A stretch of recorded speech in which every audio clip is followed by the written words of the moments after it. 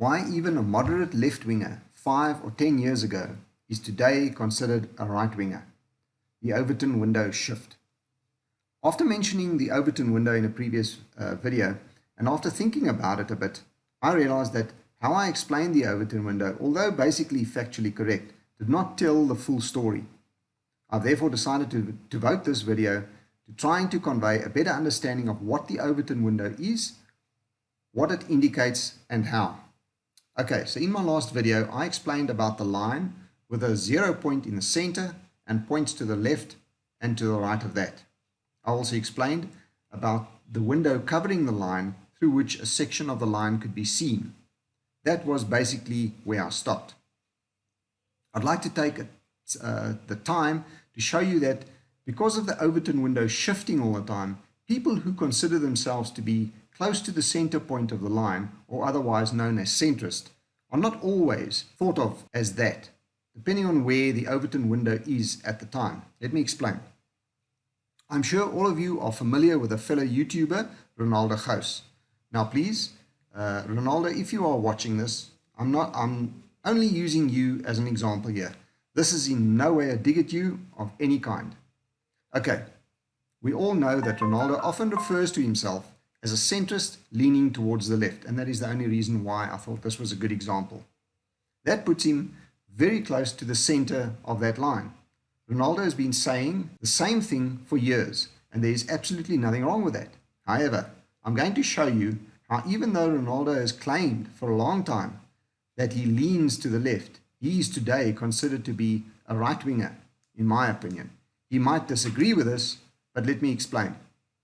When Ronaldo first decided that he was a centrist leaning towards the left, strictly speaking, that would technically have made him a left-winger, if only just.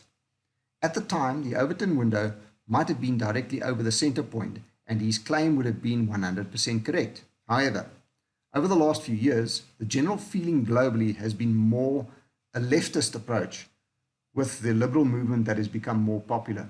Now, I need to explain to you that the position of the Overton window is determined by the general feeling of the population, and whatever is seen through that window is seen as the norm, and therefore seeing that the general feeling of the population has become more liberal or leftist, that is what now becomes considered to be the new norm or center of the line.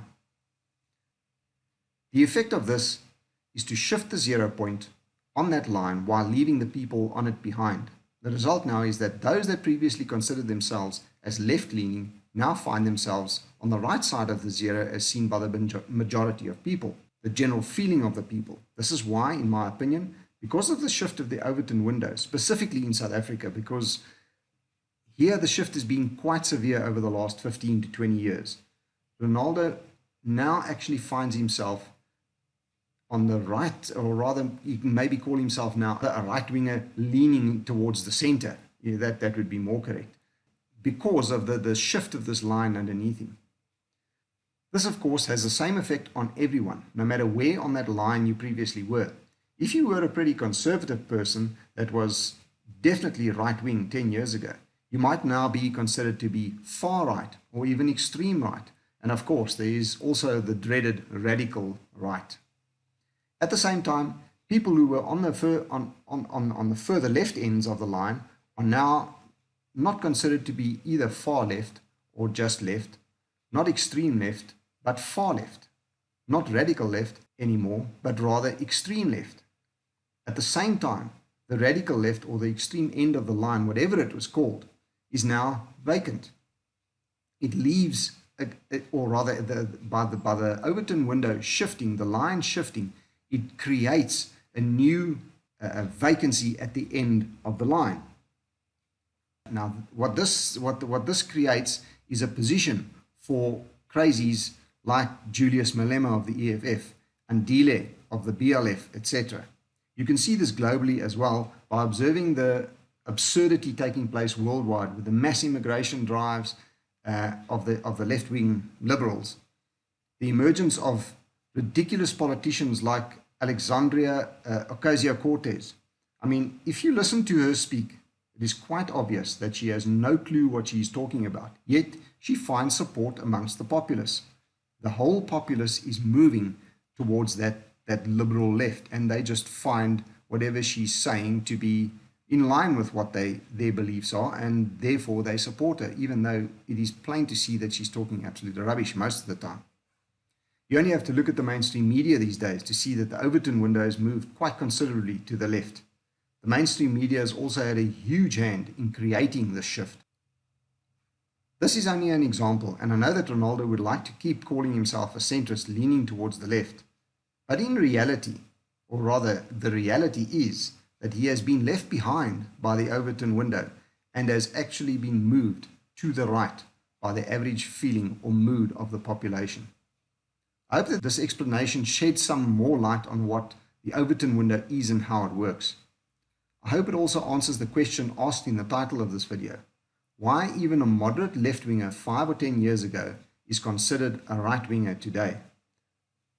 That is because of the Overton window shift. If you found any value in this video, please remember to like and share it on your social media, any other social media. If you have not subscribed to my channel yet, please do so, and then click on that little bell icon to receive notifications of future video uploads. If you would like to support my work, there are a number of links in the description for both local and international people. For those that have made contributions already, I thank you very much. Last but not least, if you are tired of living in this mess they call South Africa and would like to separate yourself from it, please go and take a look at the USAF website, that's USAF. Join the movement and become a citizen of the virtual nation Zeitland. They are gaining in popularity and are planning to declare independence when they reach 10,000 citizens. They don't need many to get there. Your joining would actually help a lot. That will make Zeitland the second smallest independent nation in the world. We even have our own financial system already in place and fully functional. Join our nation of freedom seekers. It costs absolutely nothing. The link to USAF is in the description below.